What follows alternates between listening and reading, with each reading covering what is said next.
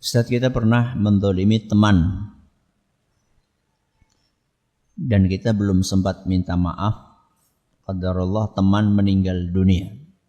Apa yang harus kita lakukan? Berat. Ya, berat, benar. Susah. Kenapa? Karena kezaliman itu tidak akan pernah digugurkan sama Allah Subhanahu wa ta'ala. Kecuali kalau orang yang dizalimi mau memaafkan. Orangnya sudah meninggal, gimana? Apa kita datang ke kuburannya minta maaf? Engkau nek jawab Melayu. Ya. Susah. Maka ini pelajaran. Pelajaran buat kita semuanya.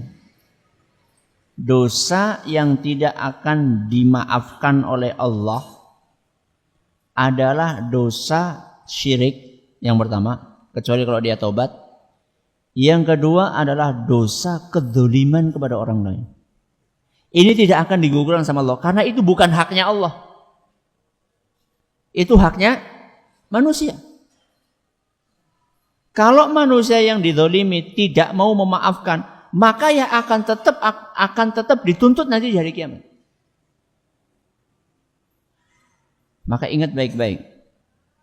Kita pernah zalim sama siapa? Dia dulu orang yang terdekat. Istri. Pernah nggak berbuat zalim sama istri? Ibu kepada siapa? Suami.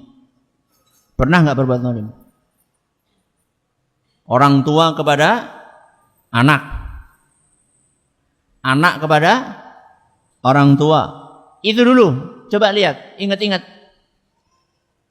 Kalau pernah minta maaf sekarang. Ya. Nabi SAW berpesan, "Man kana lahu madlamatun li akhihi min 'irdin aw syai'in falyatahallal minhu al-yawm." Barang siapa pernah berbuat zalim kepada orang lain, entah itu kaitannya dengan masalah kehormatan.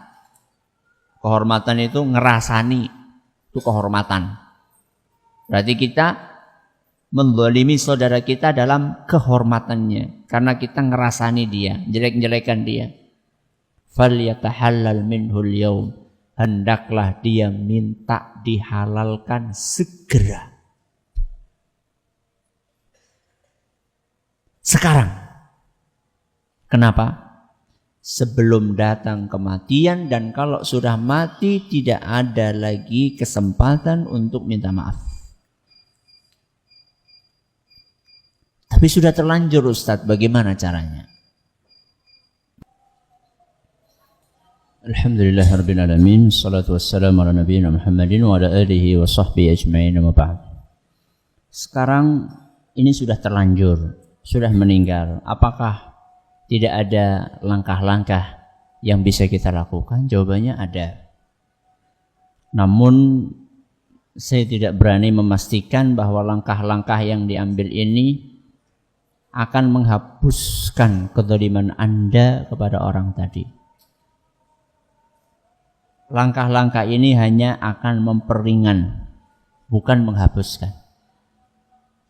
Karena sekali lagi itu bukan hak saya. Itu hak orang yang dizalimi. Dan kita tidak tahu apakah dia akan memaafkan atau tidak. Dan ingat, manusia itu sifat dasarnya pelit. Sifat dasarnya sulit memaafkan. Beda dengan Allah Azza wa Jalla.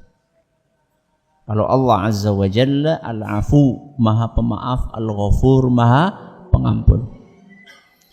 Maka apa langkah-langkah untuk memperingan?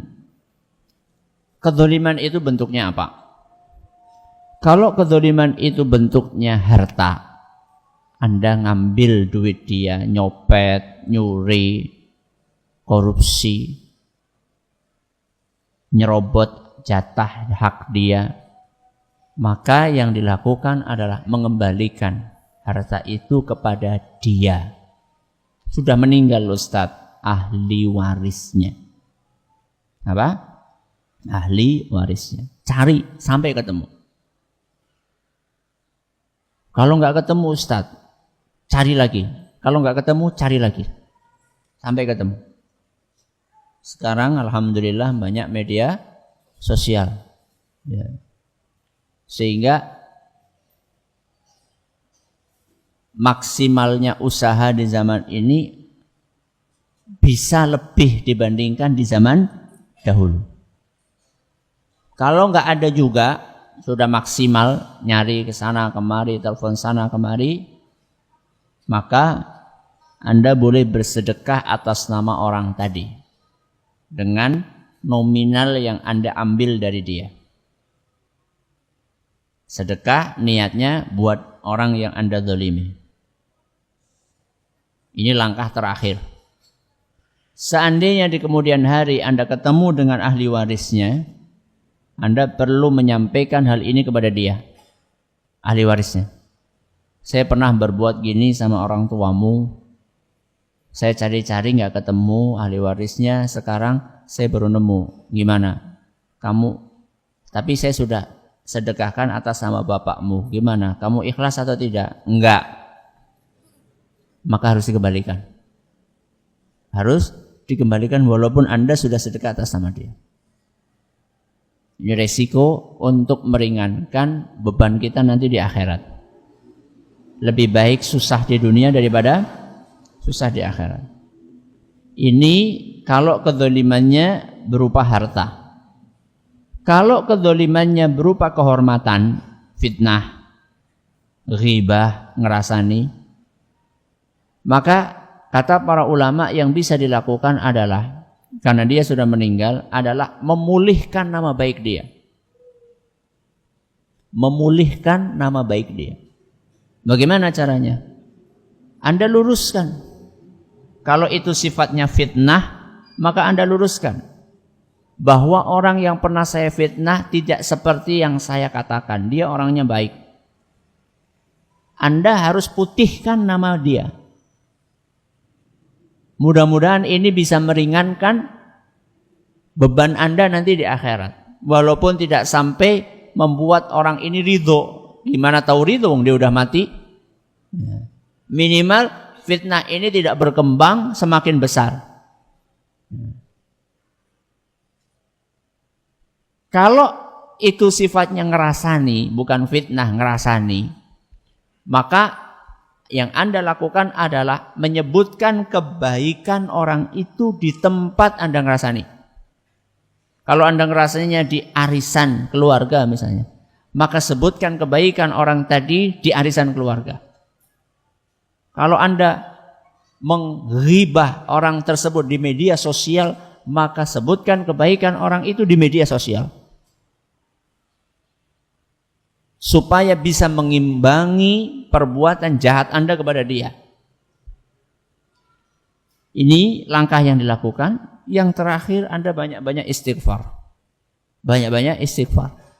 Minta ampun kepada Allah. Mudah-mudahan Allah dengan ketulusan Anda minta ampun kepada Allah, mudah-mudahan Allah mau berbelas kasih untuk meringankan beban Anda nanti di akhirat. Wallahu a'lam bishawab.